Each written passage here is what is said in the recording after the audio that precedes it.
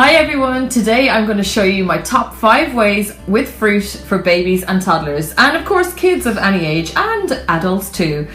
So first up, this is something I always do. I always have chopped up fruit in my fridge in storage containers, and it just means that, you know, things like a pineapple take a little bit of time to get chopped, or a mango, and when you don't have time with small kids, it's brilliant to have the fruit already chopped there, ready to go, whether it's to sprinkle on their yogurt or sprinkle on their cereal in the morning, or to grab and go when you're out and about. So that's something I always do, and really all fruits can be prepared and chopped like that. Also, fruit purees is something I always have on the go too. This is a little raspberry puree, but I love to do mango puree. I like blueberry puree too, but I like to cook the blueberries first and then blend them and allow it to cool down before I refrigerate it. And again, in the same way as the chopped fruit, it just means it's there to put a little blob on porridge or baby rice or whatever. And here I've made some little yogurt pots. These are something I still make for my 6-year-old Pearl. So I have some natural yogurt, or you could use goat's yogurt if you prefer it. And then I have the raspberry puree, some oats, and in this one I have some pureed pineapple, or you could use mango or whatever fruits you like, and then more yogurt and oats, and top it off with a little fruit. And it's like a little dessert then. Pearl loves this. She thinks this is like a sinful treat when it's not. And also I like to put them in little plastic containers for when we're out and about too. So they are my yogurt pots using fruit puree. Then also frozen fruit. This is really good fun and a great one to have up your sleeve for a treat for kids. Again, it's like a nice pop treat, but it's a much healthier version. So I like to do banana pops. So I just take the banana out of the skin and cut the banana. I usually get two banana pops out of this. So I cut the banana in half.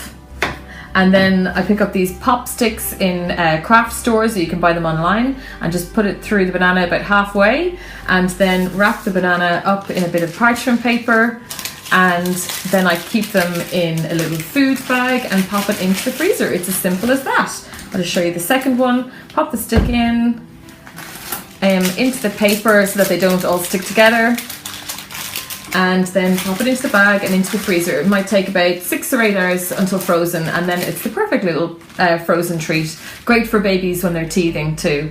And then another pop that I like to do is with kiwi.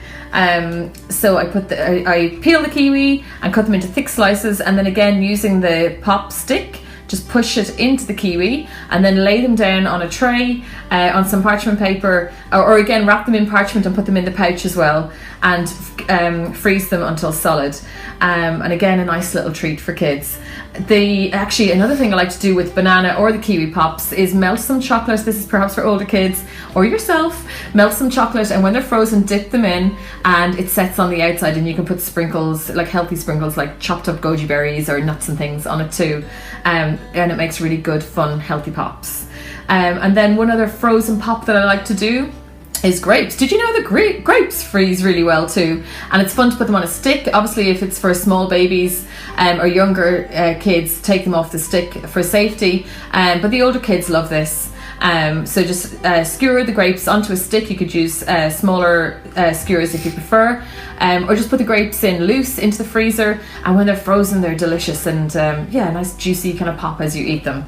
So that's another idea for frozen fruit. And then my fourth idea for fruit is to cut the fruit into slices. So things like mango and melon work really well here, and I get my cookie cutters out. I have love hearts today, because we love our babies and our toddlers, but you can use any shape that you like, and then simply stamp out from the slices of fruit until you get a lovely heart shape. And let me try a little mango yellowy one. They just look so pretty. You could use any shapes you like, a dinosaur shape or a flower shape, whatever cookie cutters you have, and kids just find them really fun. So you could easily get away with getting the kids to tuck into lots of different fruits by cutting them into interesting shapes. And as well, it's a great game, especially with younger kids, about teaching them about shapes too. You can play a great game as you go along. And then I just have a little white melon also, and a cantaloupe melon is great too. They're orange in colour, so you can teach the kids all about shapes and colours. How pretty did they look? Look at those cute little love hearts. They're so sweet. And my final way with fruit, now this is a bit of a cheat because I I bought these ones, but these are dried apple rings, and you can pick them up in health food stores or in some supermarkets also. And I find these great, and particularly for teething babies too. They're not crispy dry. There's still a little bit of give in them. They're kind of rubbery. They're still sweet, but they're fruit. So yeah, I like those apple rings, and also fruit leather. It's something that I make sometimes as well with pureed fruit, and I dry it out.